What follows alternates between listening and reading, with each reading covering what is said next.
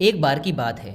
तथागत गौतम बुद्ध से उनके एक शिष्य ने पूछा कि कर्म क्या है। यह सुन गौतम बुद्ध मुस्कुराए और उन्होंने जवाब दिया, कर्म को समझाने के लिए मैं तुम्हें एक कहानी सुनाता हूँ। इस कहानी को सुनने के बाद तुम सभी यह समझ जाओगे कि कर्म क्या है। गौतम बुद्ध ने कहानी सुनानी शुरू की कि एक राज्य में एक राजा राज करता था। एक बार वह अपने मंत्री के साथ देश का भ्रमण करने निकला। भ्रमण करते करते राजा और मंत्री एक बाजार में पहुंच गए। उस बाजार में राजा का ध्यान एक दुकानदार के ऊपर गया। उस दुकानदार को देखते ही राजा के मन में ना जाने क्यों यह विचार आया कि मैं इस दुकानदार को कल फांसी की सज़ा दे दूं। यह बात राजा ने अपने मंत्री को बताई। मंत्री कुछ बोले कि उससे पहले ही राजा उस दुकानदार के दुकान के सामने से आगे निकल चुके थे और दूसरी बातें करने लगे। मंत्री बहुत ही चिंतित हो गया। वह यह बात समझ नहीं पा रहा था कि आखिर दुकानदार की गलती क्या है। दुकानदार से बिना कुछ बात किए, बिना कुछ सोचे समझे महाराज ऐसा फैसला लेने के बारे में क्यों सोच रहे हैं। राजा और मंत्री भ्रमण करने के बाद राजमहल वापस चले गए, लेकिन मंत्री को रात भर नींद नहीं आई।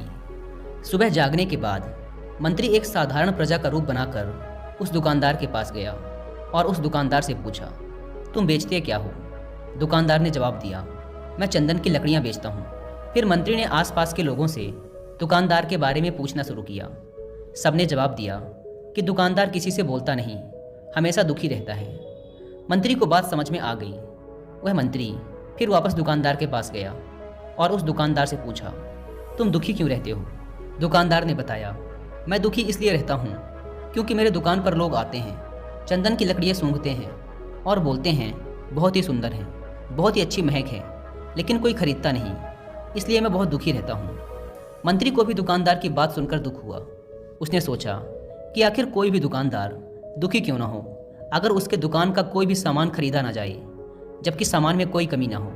मंत्री सोचने लगा कि यह दुकानदार अपने दुखों की वजह से इतना दुखी रहता है, परंतु राजा इस दुकानदार को फांसी पर क्यों लटकाना चाहते हैं। अर्थात राजा के मन में आए हुए विचार का उत्तर अभी तक मंत्री को नहीं मिला था। मंत्री ने फिर दुकानदार से पूछा, भाई तब तुम क्या करोगे अगर तुम्हारे दुकान की सारी चंदन की लकड़ियाँ ऐसी ही रखी रह जाएंगी तो?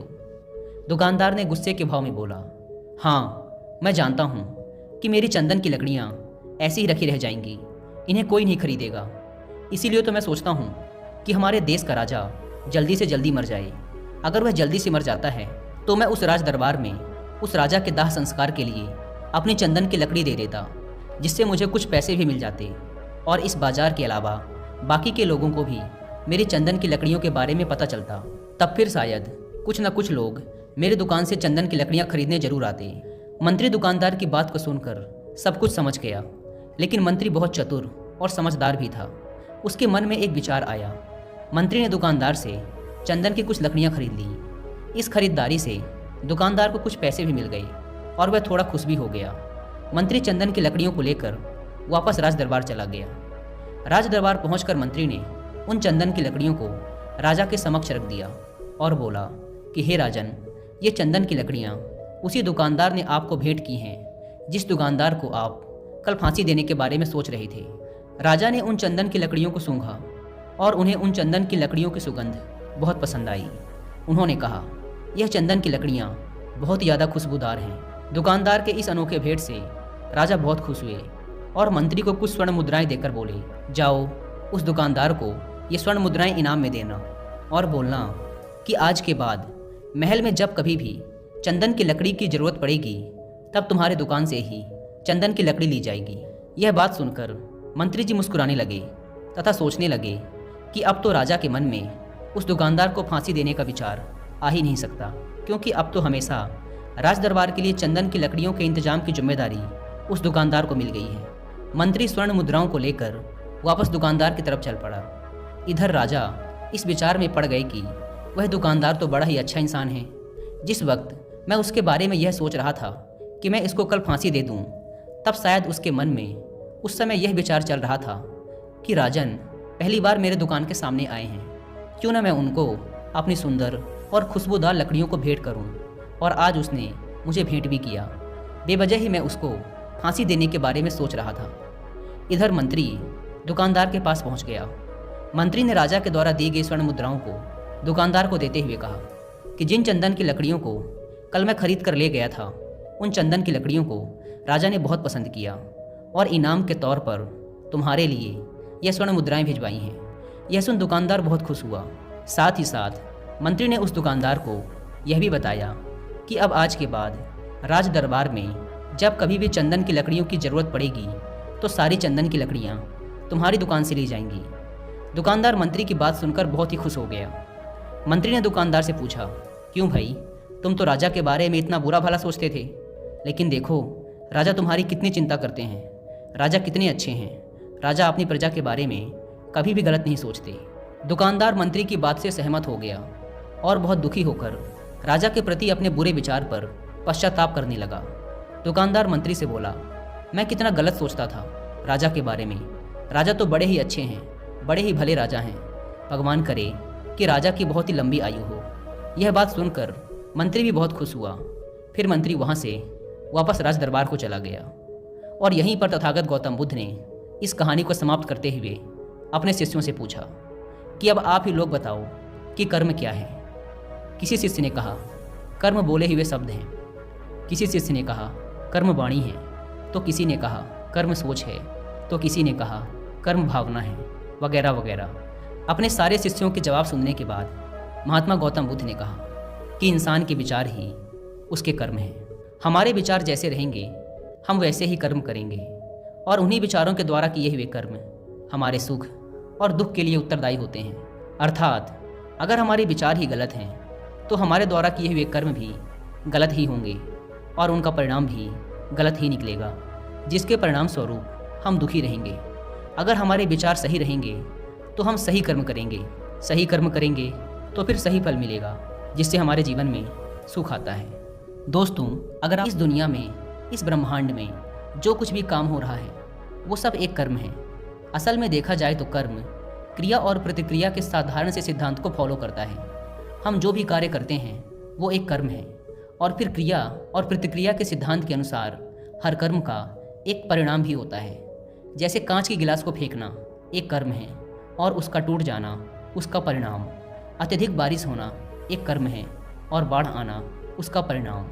असल में परिणाम हमारे हित में होगा या अहित में, ये पूरी तरीके से हमारे द्वारा किए गए कार्य पर निर्भर करता है। ज़्यादातर लोग ये सोचते हैं कि ऊपर आसमान में कोई बैठा है जो निर्णय लेता है कि किसके जीवन में सुख देना है और किसके जीवन में दुख, जबकि असल में हमारे कर्म और फिर उनके द्वारा मिलने वाले परिणाम ही हमारे सुख और दुख को निर्धारित करते हैं। इसीलिए हमारी भारतीय परंपरा में ये कहा जाता है कि आप अपने भाग्य के निर्माता स्वयं हैं।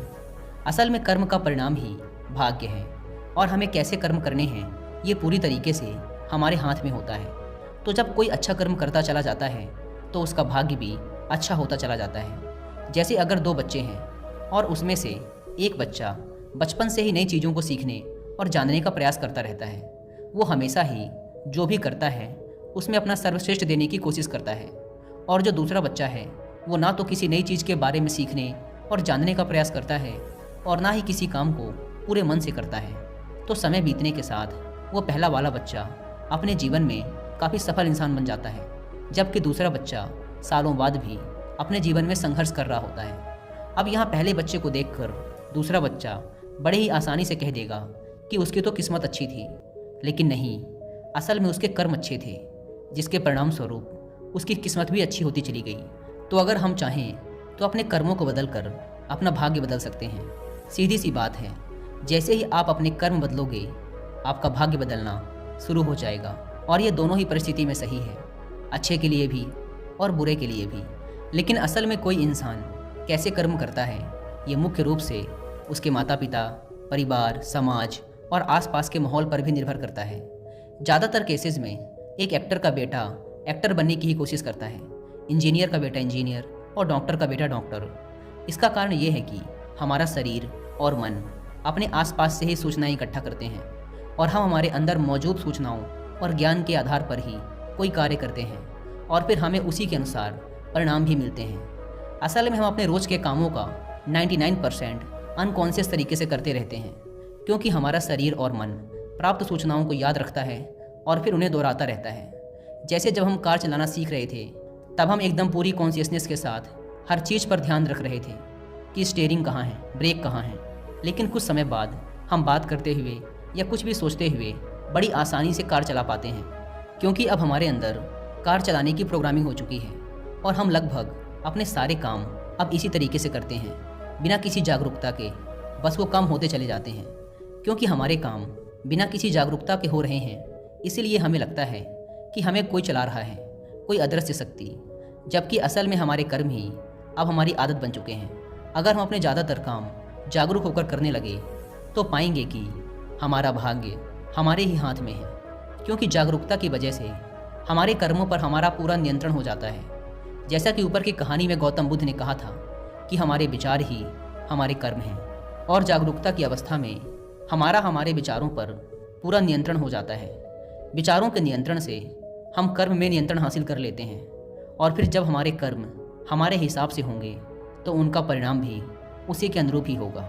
इसीलिए गौतम बुद्ध ने चित्त के नियंत्रण पर जोर दिया है कि जब किसी इंसान का चित्त ही शुद्ध हो जाएगा तो उसके मन में बुरे विचार ही कैसे आएंगे, और फिर वो बुरे कर्म ही कैसे करेगा। इसीलिए गौतम बुद्ध का पूरा ज्ञान चित्त की शुद्धता पर जोर देता है।